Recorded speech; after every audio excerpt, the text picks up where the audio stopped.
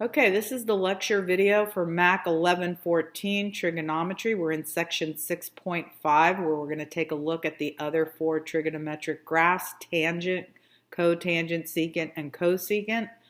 And we're going to begin with cosecant and secant graphs. Now, we can do these just based off of their own patterns. Each one of them has a specific pattern, and in conjunction with the type of things that we learned in the last section, such as amp, period, jump, vertical shift, and so forth.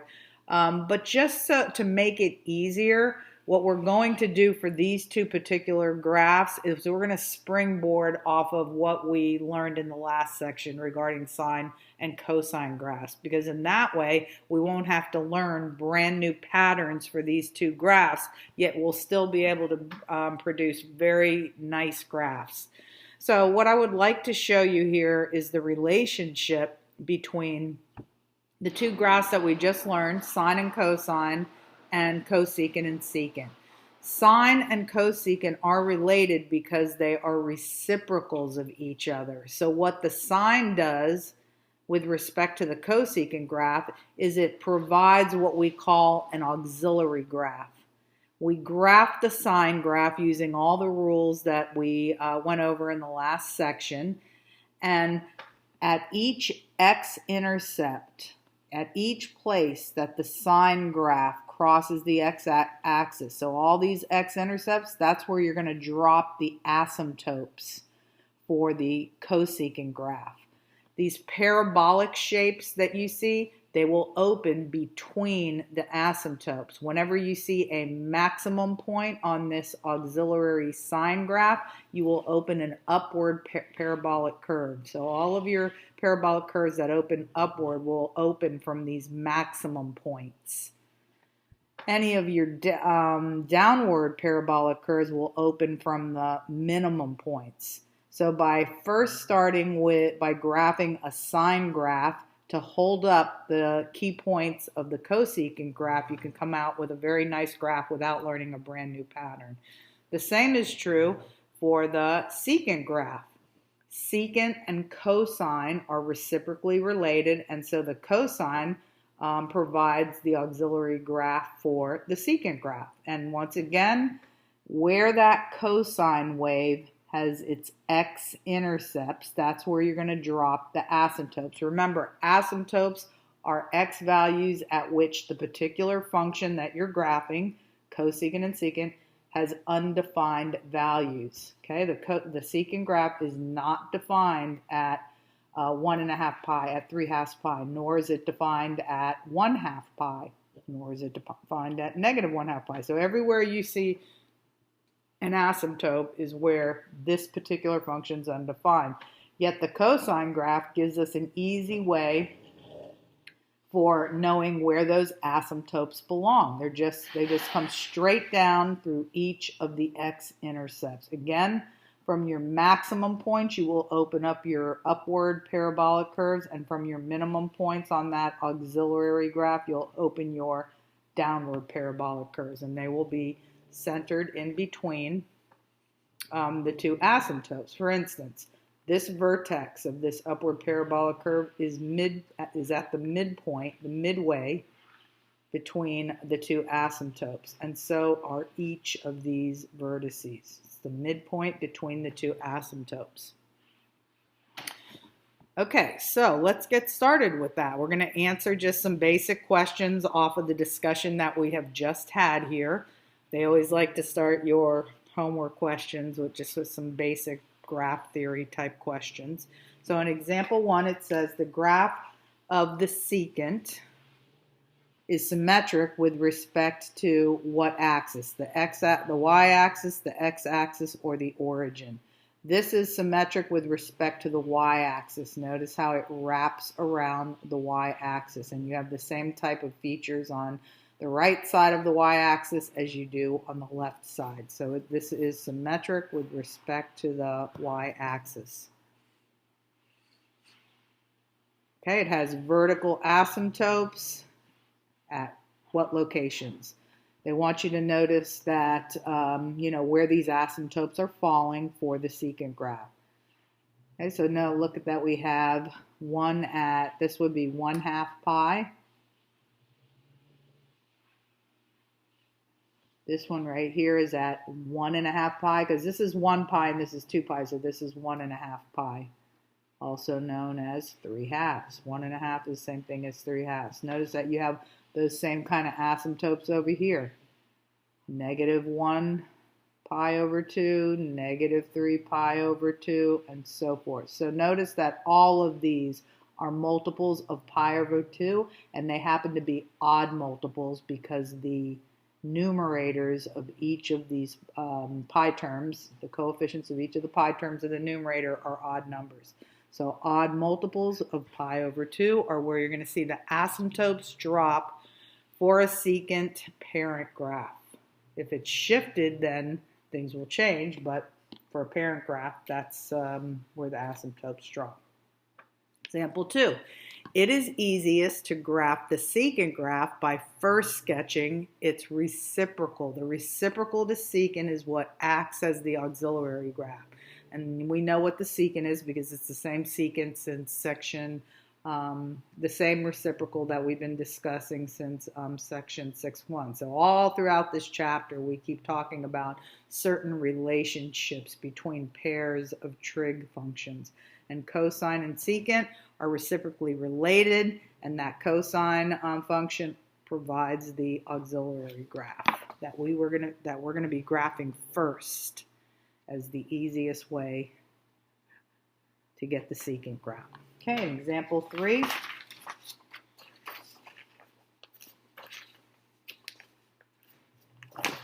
Okay, in example 3, we start to look at some of the graphs that are given in this section. And so just to show you how the auxiliary technique works, we are going to think about what is secant reciprocally related to, cosine, and we're going to rewrite this function as though it originally contained the word cosine. We're going to go cosine of 2/3 pi. That's our b value right there.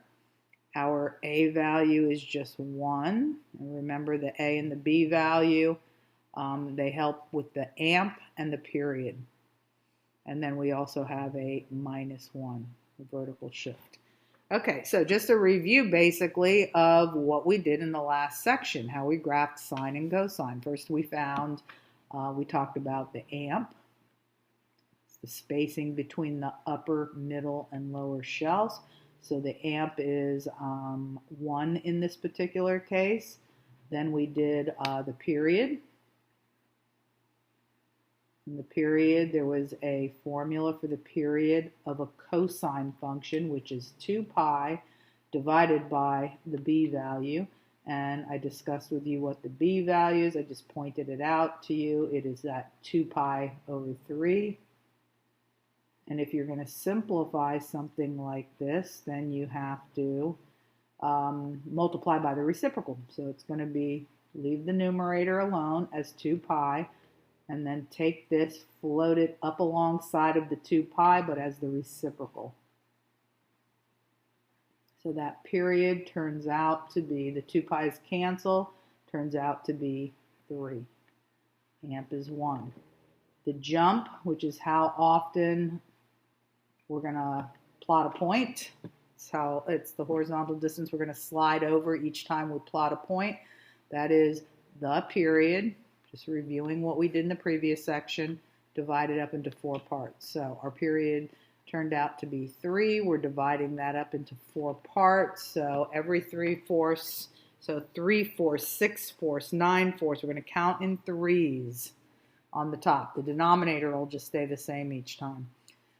So when you go to label here, this will just be 3/4 on your x-axis, 6/4. I'm not going to label every single one because they'll just jam into each other. So 3/4, 6/4, 9/4, 12/4, 15/4, and you can label more. We'll put some negatives over here. This will be -3/4, -6/4, -9/4, -12/4, -15/4, just to get some numbers on that x-axis. And that's what the jump does for you. It helps you label the numbers on your x-axis. Then we also did start point in the last section. We asked ourselves, what number could we possibly plug right into the argument for x in order to zero out this entire argument? That would be 0. Then to get the y partner that goes with the particular x value that we're concentrating on right now, we just plug in that 0 there, which would give us y is equal to cosine of, if you put a 0 right there, it would be 2 pi over 3 times 0, 0. It would be cosine of 0 minus 1. You can get a little help from your calculator if you'd like, but if you do put that in your calculator is going to give you 0 for this, because cosine of 0 is 1, 1 minus 1 is 0. So when you use an x value of 0, in this particular problem, you get a y partner of 0. So there's our start point.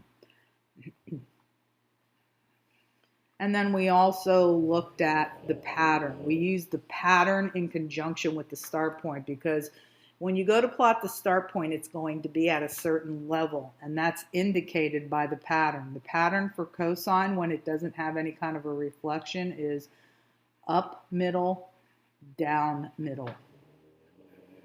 And as I was pointing out when we were learning sine and cosine graphs in the last section, that very first letter tells you what level the start point is on. It's on the uppermost level. Okay, so let's go plot 0, 0, and we're going to label this as the uppermost level. And if this is the uppermost level, then we have one level, the level right below that would be the middle level, and then the level below that would be the downward level. Okay, so let's see, our amp. We're going to space our levels out according to the amp. Let's let this be 1, just so everything is not so scrunched together. This will be down 1. Okay, we're at the highest level, so everything else is below it if this is the highest level, which is indicated again by that letter right there. So this will be the middle level. And then let's go down 1 again. Every 2 spaces I'm counting as a 1. And this will be the lowest level. Okay, so the start point is right here.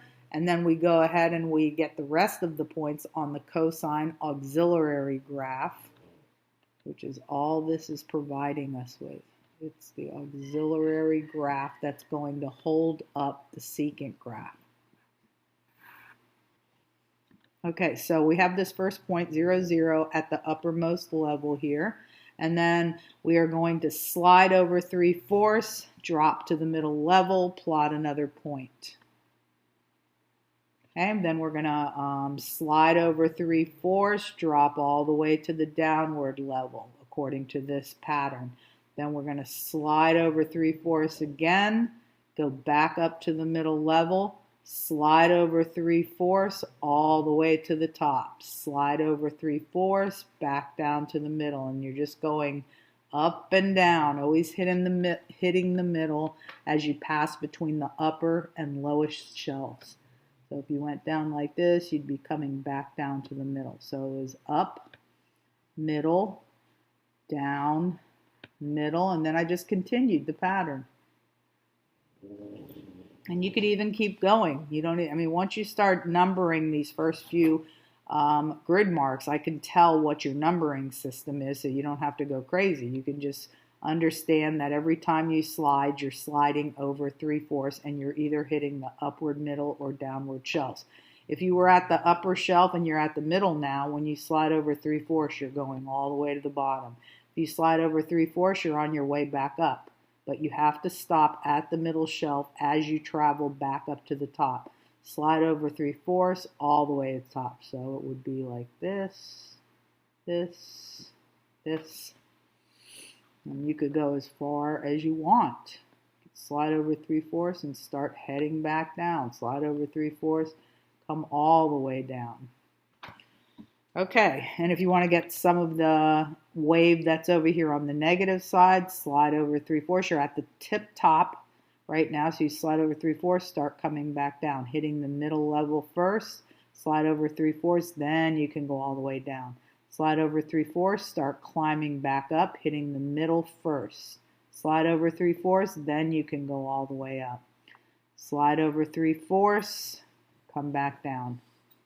Slide over 3/4 all the way down, so you can get some part of the wave on the other side. So there's your wave, and we got plenty of a wave. You have to graph more of the graph when you're going to try and come up with a secant graph based on this cosine knowledge that you have. So as I was stating on the previous page, the X-intercepts for the asymptotes. The X-intercepts are where you're going to drop your asymptotes. So, hold on for 1 second.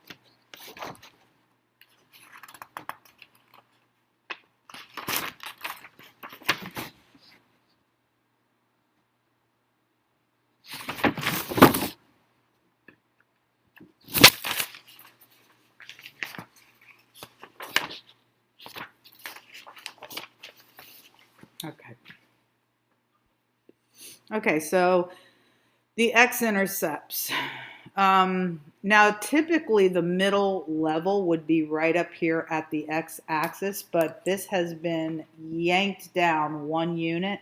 So this middle level is really where we're going to drop the asymptotes on.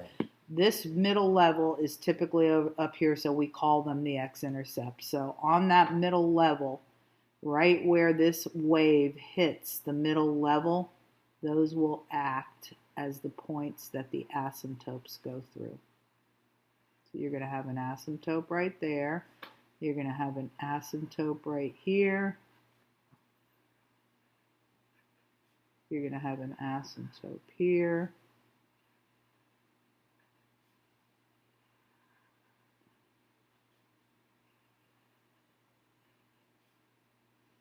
These are all your asymptotes, and of course you can draw some over here as well. Okay, just go right through where this wave hits at its middle level.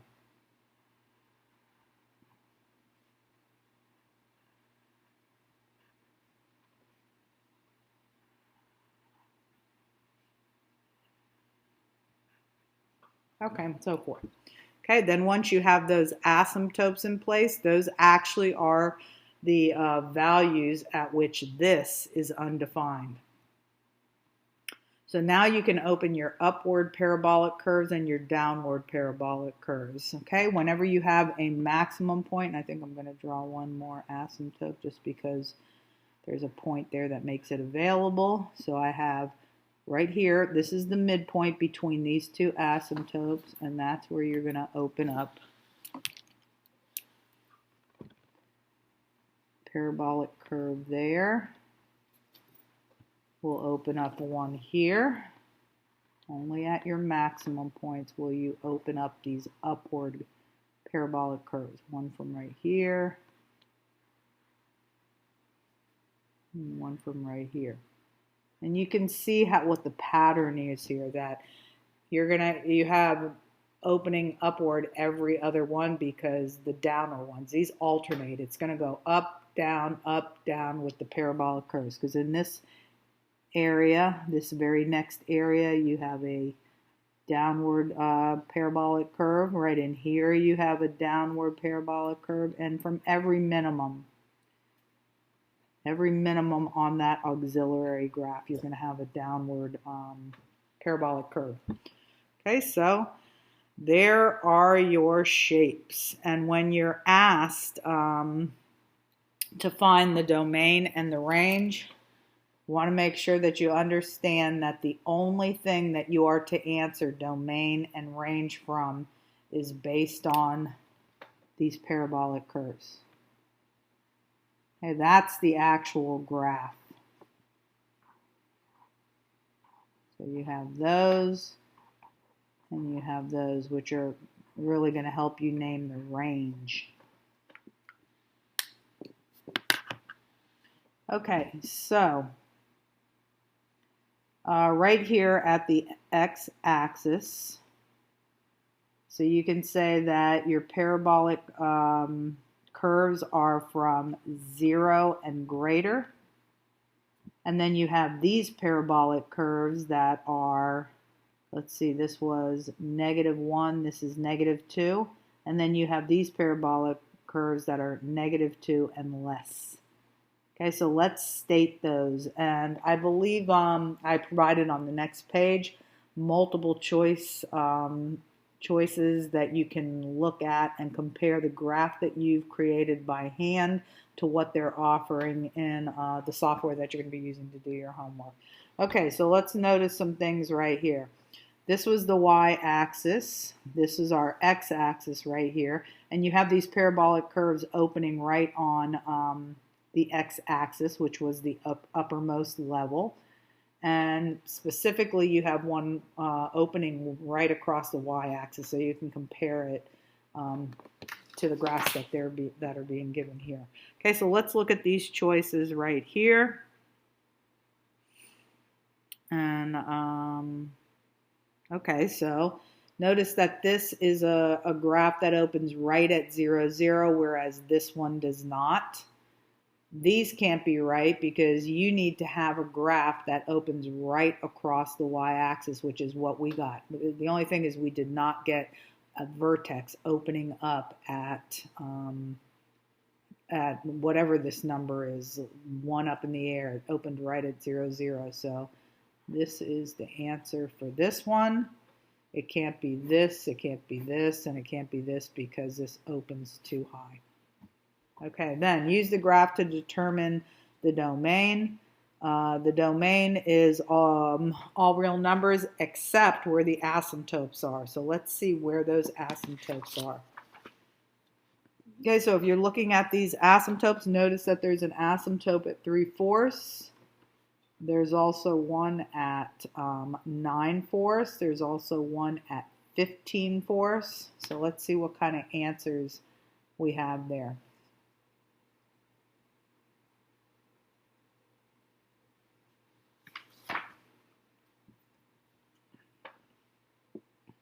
Okay, so not all real numbers. The domain does not include all real numbers, where k is an odd integer. So it's 3/4 k describes where those asymptotes are. And the k value can be any odd integer. You could put a 1 in there and it would be 3/4. If you put a 2 in, well, it can only be odd integers. If you put a 3 in there, then you jump to the next asymptote, which I believe was 9/4. If you use the next odd number, 5, then you get to the third asymptote, which was 15/4. So this is the expression that describes the asymptotes.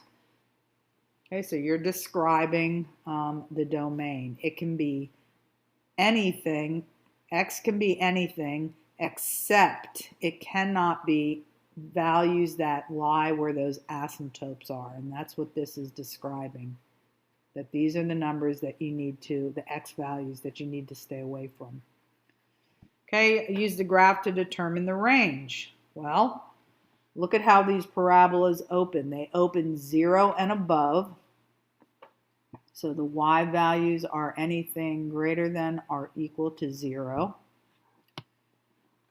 Or there were other ones, the ones that opened at -2. So those are all, everything that's on these downward parabolic curves is less than or equal to -2. So that's this answer right here. The y values can be less than or equal to -2. And in this section, they're using set builder style to talk about range or anything greater than 0. So those are the answers that go with the graph we produced by hand.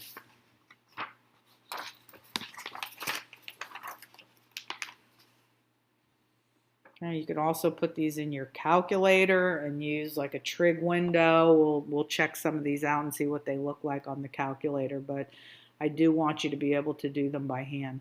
Okay, so graph the following function, show at least 2 cycles, use a graph to determine domain and range, so the same thing here.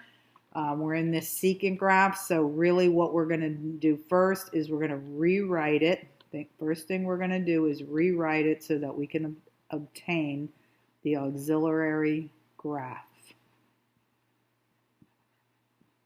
So the reciprocal to secant is cosine.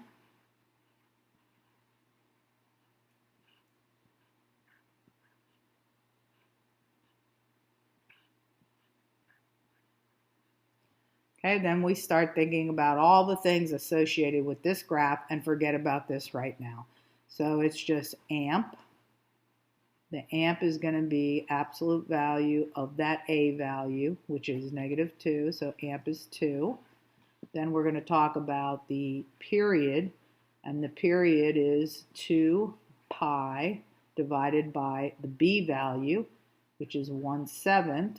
And this gets simplified as we did in the last problem by floating this divisor to the top and multiplying by the reciprocal. So this ends up being 14 pi.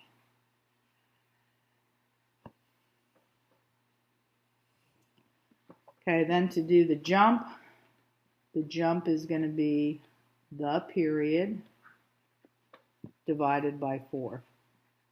So we're going to have 14 pi over 4.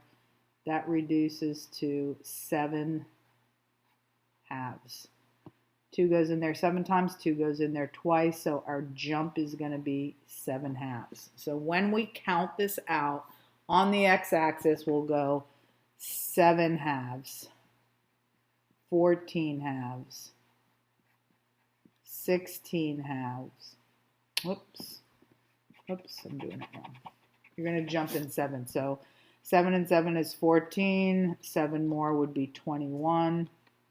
You're jumping in increments of 7. You just look at what the very first value was, and you're jumping in increments of 7, but the denominator stays the same. And then the next one would be 20, and so forth, and you would have all its negative counterparts as well. Okay, so we'll call this 7 halves. That'll be 14 halves. This will be 21 halves. The next one would have been 28 halves, and then if you add 7 after that, you would have 35.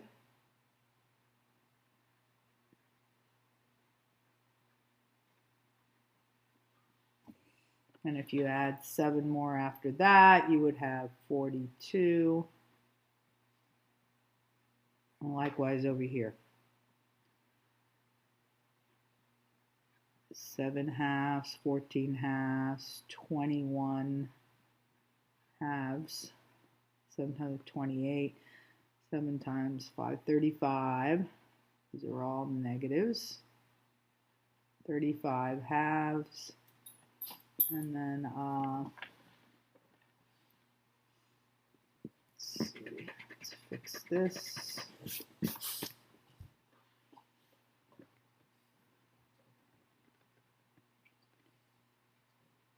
Okay, so this goes with this. This is 14, 21, 28, 35. That would have been 42. And then 49. This would be 49. Make this clear. 49 halves. This would be 7, 14, 21, 28, 35, and then 42, and then 49.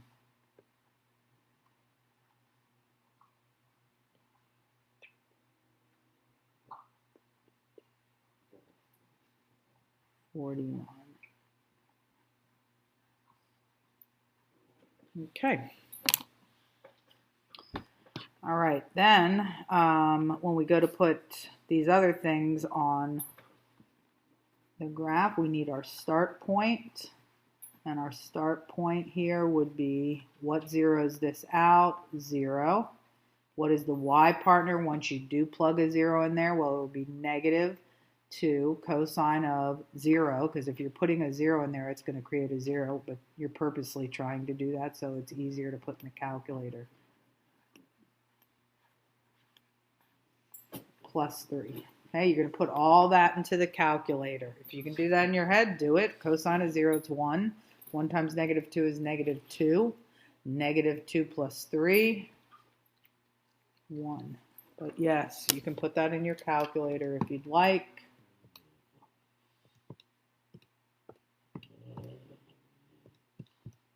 Okay, 1. All right, so we have our start point right here. And the pattern that goes with it, be careful here because there is a reflection that we're using. We're paying attention to this auxiliary graph right now. That takes over once you rewrite from secant to cosine. Okay, so cosine pattern in its original form without the reflection would be up, middle, down, middle. I'm dumb. But then you're switching this up to down and the down to up. But of course leaving the middles the same because you can't change middle. So the pattern that we are observing is down, middle, up, middle, because that incorporates the reflection caused by this negative. Okay, so then after we do 0, 1, that's going to be 0, 1, and that very first letter tells us where we're at. So we are at the lowest level here. Okay, so this is going to be our downward level according to this. And then if this is the downward level, that means all the other levels are above it. So we're going to amp up. Our amp is 2. We're going to amp up 2 units, 1, 2. So this will be 1. We plotted 0, 1 right there. And then if we're amping up 2, this will be 2. This will be 3. 2 spaces above our downward level, and we are at the middle level. Okay, and then if we amp up 2 again to get to 5, then we're at our uppermost level for doing that cosine graph. And we're going to just start plotting the rest of the points. So we're going to go middle, up, middle. Now we already did the downward point because that's what that 0, 1 was. So now we just keep going. We slide over 7/2 each time, but that's why you laid all these numbers out to begin with. Each grid mark stands for 7/2, another 7/2, another 7/2. So you don't have to think about it as you're graphing because that would be a nightmare. Okay, so slide over 7/2, do what the pattern says. It says go up to the middle level. So that's where you're going to plot your point. You're going up to the middle level and plotting a point. Then slide over 7/2. Pattern now says go to the uppermost level.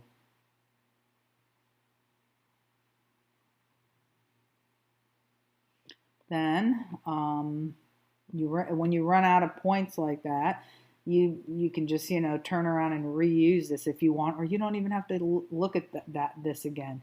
If you were on your way up, you were at the downward level, then the middle level, then the upper level, and you can't go any higher than the upper level, so you have to start coming down. So slide over, start coming down, always stop at the middle level before going directly to the downward level. Okay, so slide over 7/2 again, go like this, slide over 7/2, begin going back up. So slide over, go back up to the middle level first, slide 7/2, then you can go to the upper level. Then you can start coming back down. Slide 7/2, come back down, stopping at the middle level before you go all the way to the downward level. So you can go like this. Connect these points. You have to know that it's a wave in order to know how to connect them properly. And then you can get some of the points over here on the left side. So if you're at the downward level, you have to be going up now. So slide over 7/2 and go up to that middle level. Slide over 7/2 all the way to the top. Slide over 7/2, start coming down. Slide over 7/2 all the way down, slide over 7/2, and now you can begin coming back up. Slide over 7/2 all the way to the top, slide over 7/2, start coming down, slide over 7/2 all the way down, and then you have some points to connect on this side.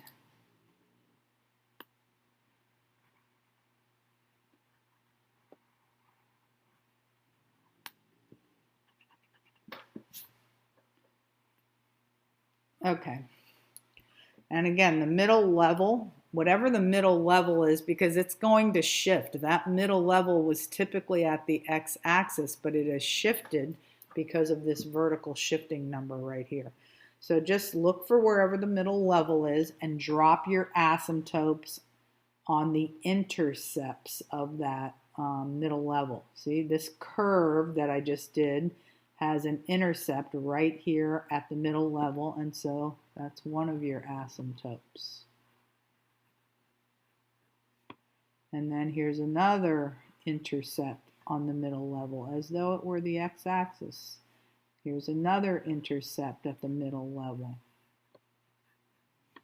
Here's another one.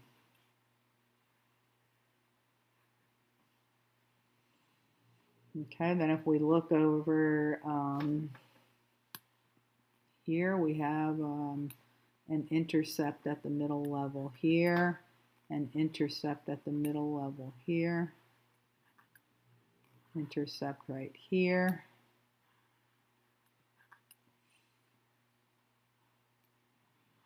and an intercept right here. Okay, and then you can start putting in your parabolic curves at the upper points. You have your upward parabolas.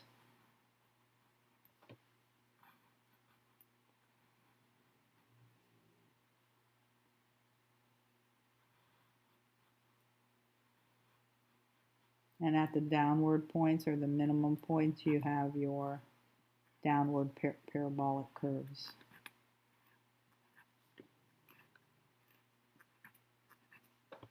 Okay, and then remember, the only part of the graph that you're going to be looking at when you do domain and range, specifically when you do the range, are these parabolic curves. That's the actual points that belong to the secant graph that you see right here. All of the things that you did with the cosine graph were just to guide the proper positioning of those parabolic curves in between the asymptotes. Okay, so when you look at this and you look at these numbers, you can see that these upward parabolic curves exist at y is greater than or equal to 5, because that's a 5 right there. And these downward parabolic curves, well, they open up at 1, so they're everything less than 1, less than or equal to 1. So hopefully that's an answer when we get to the other page. Let's take a look at what this looks like. We have a downward parabolic curve opening across the y-axis. And then we have our first value past the 7/2 pi. So let's see what we have there. Sometimes they can make the graphs pretty similar. So we have that downward one opening right across the y-axis. And let's see, we have 2 of them that are like that. Actually 3. We have this one, we have this one, we have this one. Where was that point at? So this point, you can tell right here from your handmade graph that this one opened at 0, 1. So you want to find the graph that opens at, and let's make sure that that's a positive 1 right here. And you can see that from this start point right here at 0, positive 1. So that would not be this one. This opens too low. Can't be that one. This is out of the question because you don't have downward parabolic curves opening across the y-axis as we needed to have. This one opens, it looks like 0, 1, because this is 2, 4, 6, 8, 10, so that has to be 1, so that looks like the ticket right there. And this one opens at, that's the number 2, so I don't know what this is, but that opens right at 0, 1, so this would be, that would be 1 right there. Yeah, these are all numbers that are less than 2, so that can't possibly be it. It's taking all of these grid marks just to get to 2, so it's part C. Okay, use the graph to determine the domain. So we want to know where those asymptotes are happening. The range, we could already tell what those were. We had parabolic curves that opened greater than 5 but less than 1 for the range. So that's the answer for that. That's down there. And then this is the domain is about where are the asymptotes, because you have to stay away from those values. Okay, so let's see. Our first asymptote was at 7/2 pi, 7/2 pi. And then our next one was at 21 pi, 21/2 pi. It's hard to see these numbers, but it was 7 pi over 14. There was nothing at 14 pi over 14. So, and then the next one was 21. So there was one right here. There was one right here. So it looks like odd multiples of 7/2 pi. So if you multiply this by 1, and then if you multiply it by the next odd integer, the top I'm talking about, you would get to 21. So let's see if they have an answer like that. So they're saying that the 7/2 pi could be any multiple of where the multiplier has to be an odd number to create the odd numbers that are in the numerator. 7, 21. The next one would have been at 35. You have to multiply these by odd numbers to get where these asymptotes are actually falling. So that would be this answer right here. Okay, then moving on to example 5. In example 5, it says graph the following function, show at least 2 cycles, use the graph to determine the domain and the range.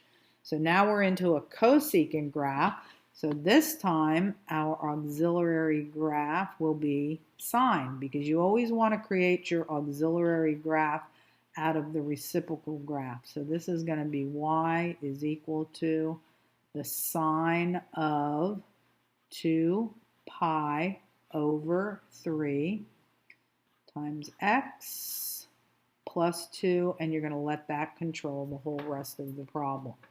Okay, so then we start trying to remember everything we did to get the sine graph, but it's all the same things we do to get the cosine graph. We do the amp. The amp is all about taking the absolute value of this number in front of the trig function, which is just a 1, so our amp is 1. Then we do our period. Tried to have an order in which we do these things so it doesn't get like it's different each time. So it's 2 pi divided by the b value. This happens to be your b value, so it's 2 pi divided by 2 pi over 3. Which is 2 pi. Float this to the top and flip it over.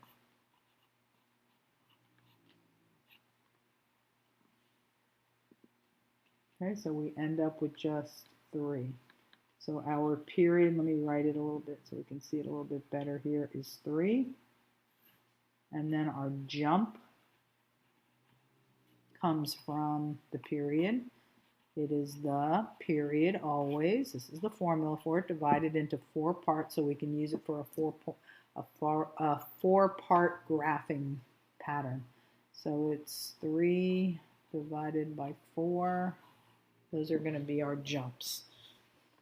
So we're going to label the axis like this: 3 force, 6 force, 9 force, 12 force, and so on. 15 force. Might not label every single one, but we'll label maybe every other one so they're not all jammed up into each other. Okay, so this jump will help us design the x-axis. 3 force, 6 force, 9 force, 12 force, 15 force, 18 force, 21 force, and so on. Then you can put some numbers on the other side. That's -3 force, -6 force, -9 force, -12 force, -15 force, -18 force, -21. Okay, then let's start putting the other things in place, like our start point. Start point, very important because we can't go on with the graph otherwise. What would zero this out? A 0 placed right in the x position. Y partner for that is going to be sine.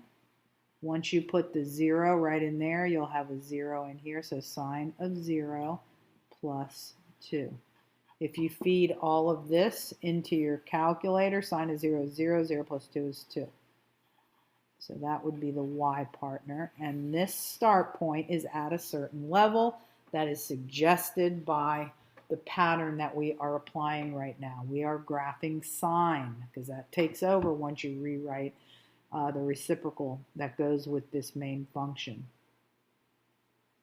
And the pattern for that is middle up, middle down. It has no negative or anything like that. So we're going to be using it as is. Middle up, middle down. That's the pattern.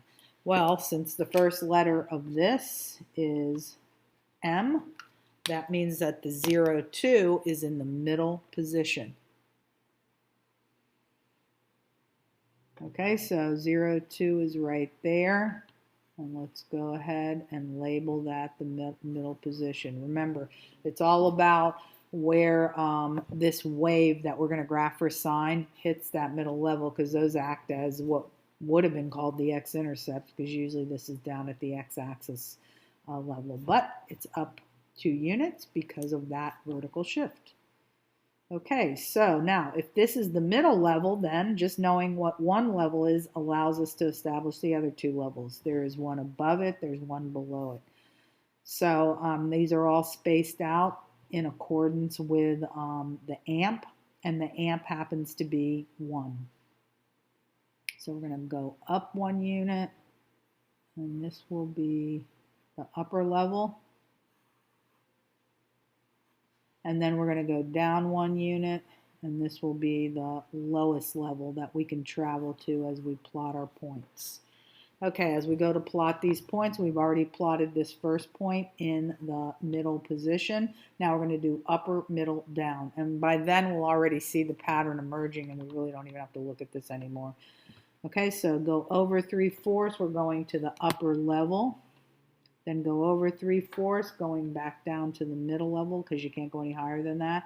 Over 3/4 down to the lower level. So you see that we're just bouncing back and forth between the upper, middle, and downward levels.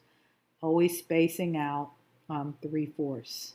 So we're at downward level, back up to the middle, over 3/4, up to the top, over 3/4, coming back down, over 3/4, all the way down. Over 3/4, going back up, over 3/4, all the way up. So we can get a nice wave, enough to give us enough asymptotes. I'm going to go one more, just because there's space. Over 3/4, all the way down. Okay, now I'm going to get some over here. Over 3/4, all the way down to the lowest level, over 3/4, and start on your way back up. Over 3/4, all the way up. Over 3/4, start coming back down. Over 3/4, all the way down. Over 3/4, start traveling back up. Over 3/4, all the way up. Over 3/4, start coming back down. Over 3/4, all the way down, and connect these points. Okay, drop those asymptotes. So everywhere that there is an intercept on the middle level. So we have an asymptote here. We have, here's another one right here, an intercept on the middle level. So we have an asymptote here. You have to carefully drop these so that you can answer questions about the domain. Okay, then we have another intercept right here. And then as far as the middle level goes, we have another one right here. So you can see they're happening every 2.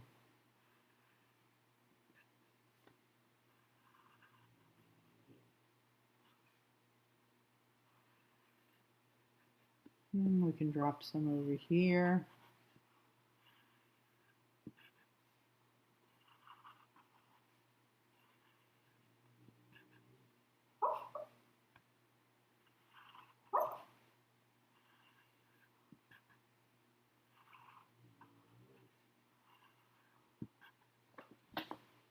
Okay, then we can open up our parabolic curves upward from the maximum points.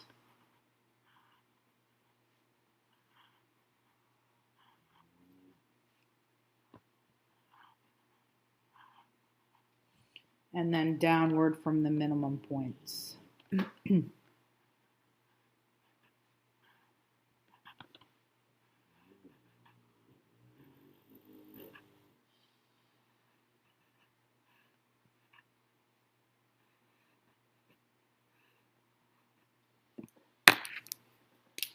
Okay, remember to pay attention to these when you answer that range.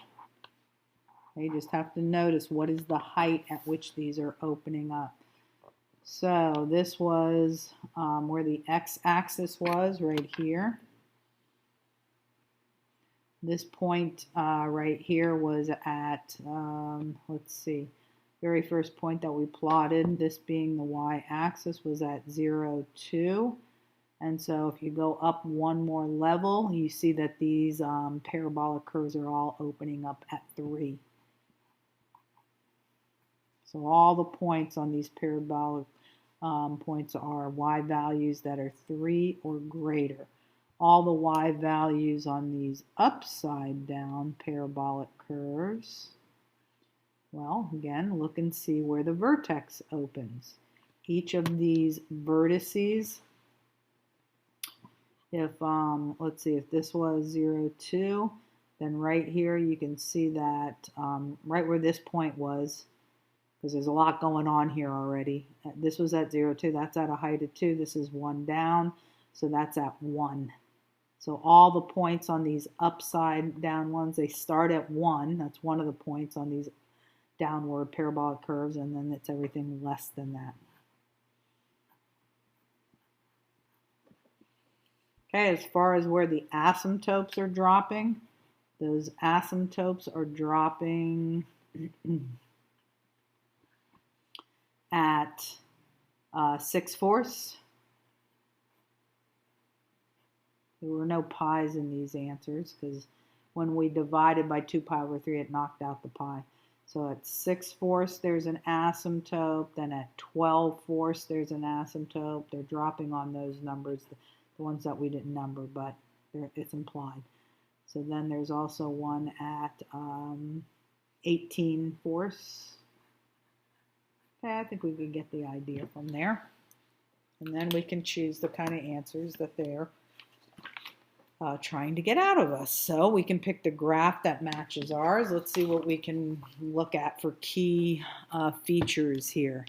There is an upward parabola right to the right of the y-axis, and it is up at a height of 3, and then directly to the left of the y-axis, there's a downward parabolic curve opening at 1. So there's one up at 3, down at 1 on either side of the y-axis. Okay, so let's see if we can find something like that. This might be the ticket right here. There's one on either side. This one opens upward at 1, 2, 3, check.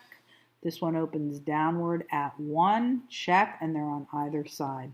You don't have that in any of these other ones. This one's opening up at 1, and we needed our upward parabolic curve to open up at 3.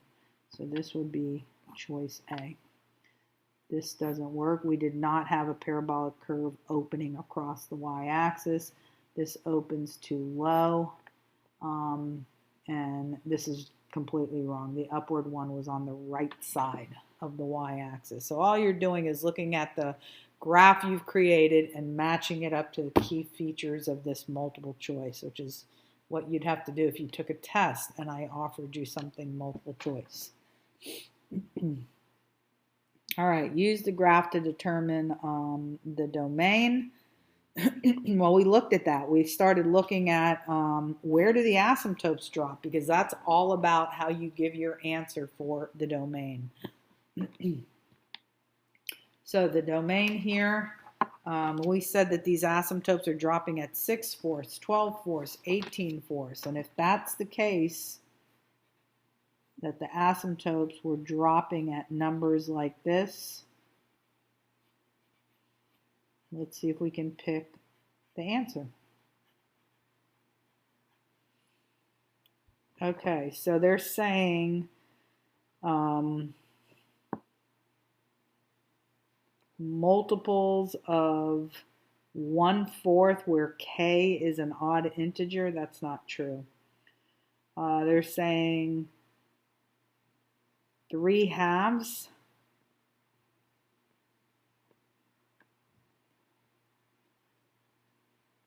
where k is an integer. And they're also saying k times pi where k is an integer, that's where the asymptotes are.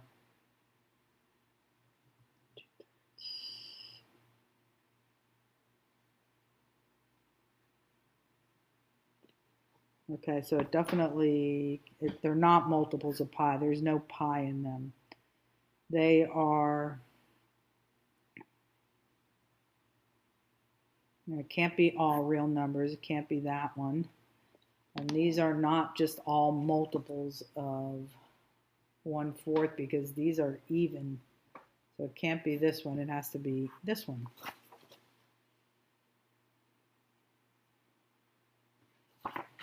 Okay, then as far as what the range is, well, we discussed that on the previous page, that you had parabolic curves opening greater than 3 but less than 1. Greater than 3, whoops, we want the one that has both of them.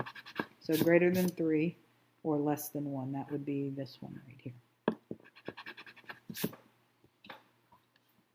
Okay. Moving on to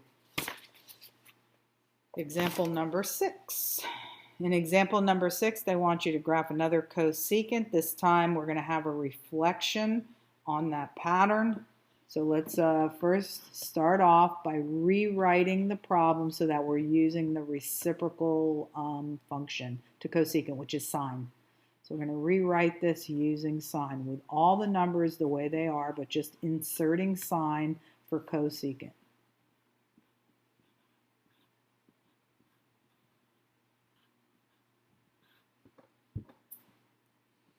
Okay, so then here we're going to do amp.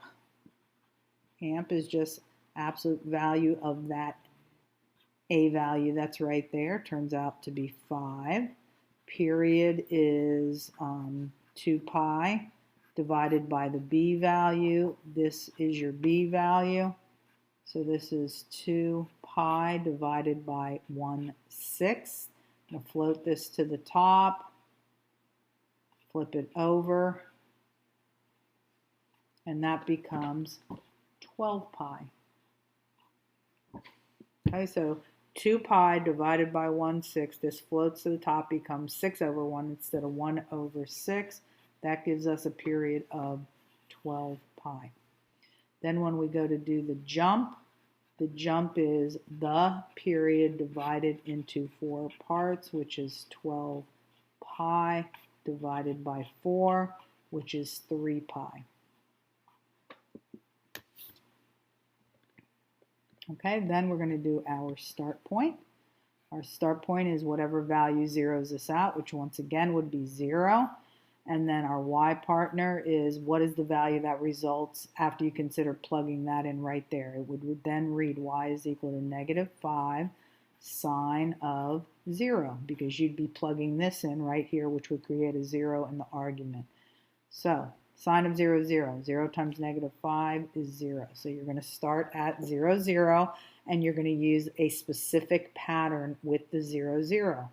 So the regular pattern for the sine graph would be middle up, middle down, but because of this negative, you're going to switch the u's to d's and the d's to u, so that the pattern becomes middle down, middle up.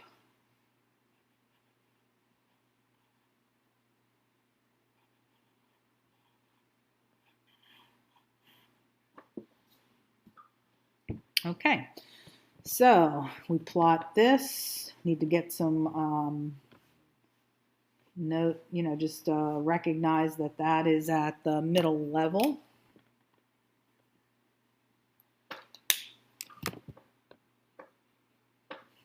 And then when we go to graph the other levels, we'll just amp up and amp down. So the amp here is 5. So 1, 2, 3, 4, 5.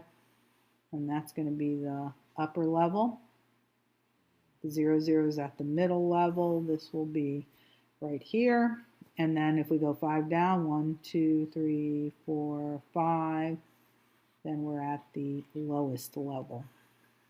Okay, then if we're going to continue plotting points beyond the start point, then we need to have some numbers along this axis. Our jump was 3 pi, and that jump helps us label the x-axis. So it's 3 pi,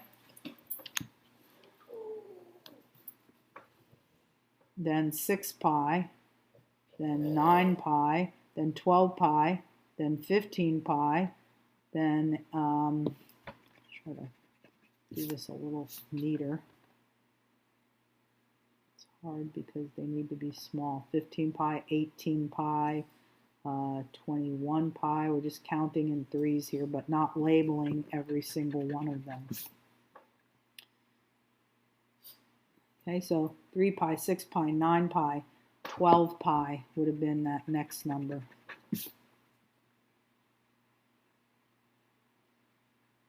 12 pi, 15 pi, 18 pi, 21 pi. That would have been 24 pi. This would be 27 pi. And we can put those same numbers going back the other way.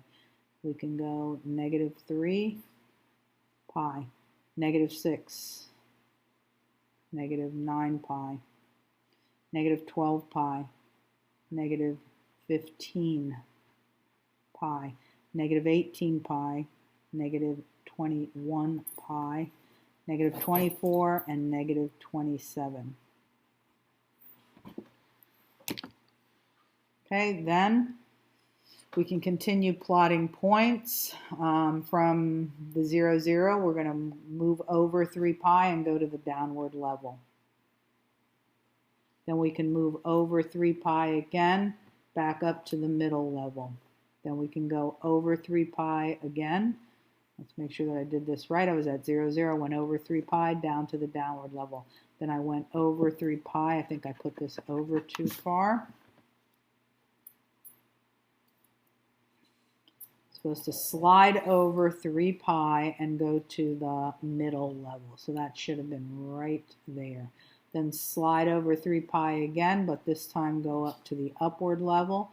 Over 3 pi, start coming down. Over 3 pi, all the way down. Over 3 pi, start traveling back up. Middle level first. Over 3 pi, all the way up. Over 3 pi, start coming back down. Over 3 pi, all the way down. And if you want to go again, over 3 pi, start coming back up and start connecting these. So it's down, up, down, up. There. Got a little bit of a curve over there. Then we can get some over on this side. So this would be over 3 pi. You're on your way up here. You just made it from downward to middle and now going all the way up. So over 3 pi, all the way up. Over 3 pi, start coming back down, going to the middle level first. Over 3 pi, then you can go all the way down. Then over 3 pi, start coming back up. Over 3 pi, all the way up. Over 3 pi, start coming back down. Over 3 pi, now you can go all the way down. Over 3 pi, start coming back up. Over 3 pi, you go all the way up. And then over 3 pi, start coming back down, and now you have all of these points to connect.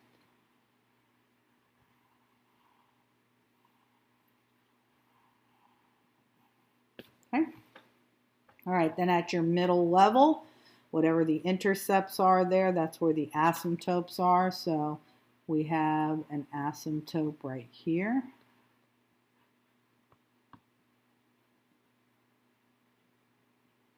So asymptotes are at 0.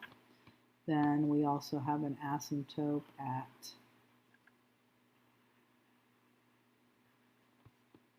6 pi. We also had an asymptote at 12 pi. And we also had an asymptote right here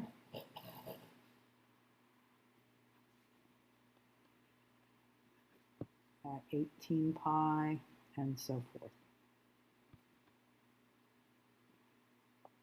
24 pi. So you can tell that will help you answer what the domain is.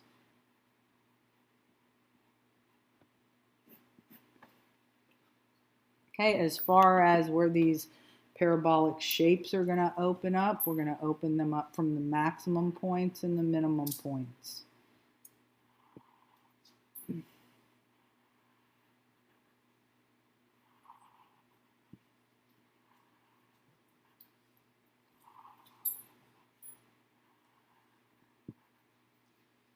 Okay, so you have 1 right there. I'll just do part of 1. Here is a whole 1.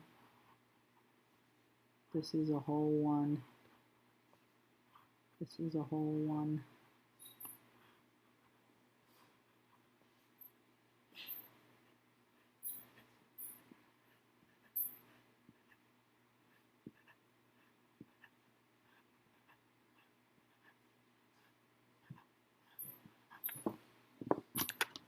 Okay, and that's what we're concentrating on, these right here, when we do the range.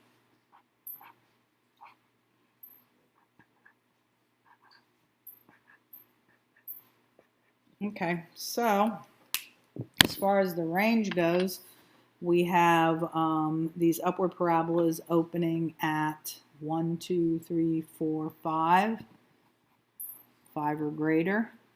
And then we have these downward parabolas opening at -1, 2, 3, 4, 5, less than or equal to -5. Okay, let's try and answer the questions in the manner that they're presenting to us. As far as where these parabolic curves are, we have one directly to the left of the y-axis up at 5, and then one directly to the right going down at -5. Up at 5 and then down at -5.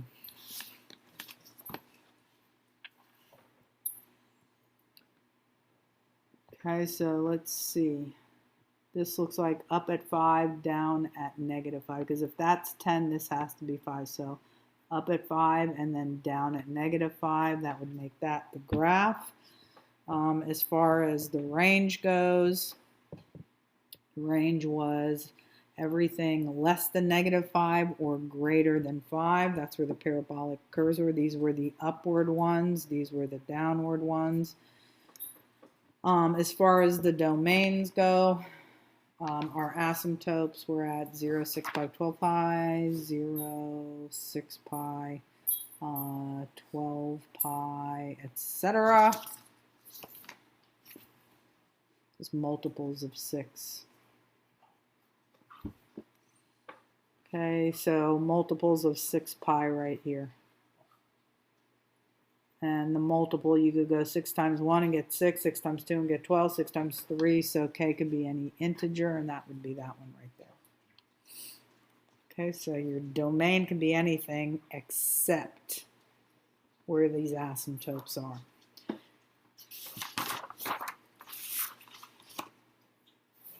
Okay, I am going to stop the video there, and I will be doing example 7 through the end of this section. There are 13 examples, so I'll be doing 7 through 13 in the next video.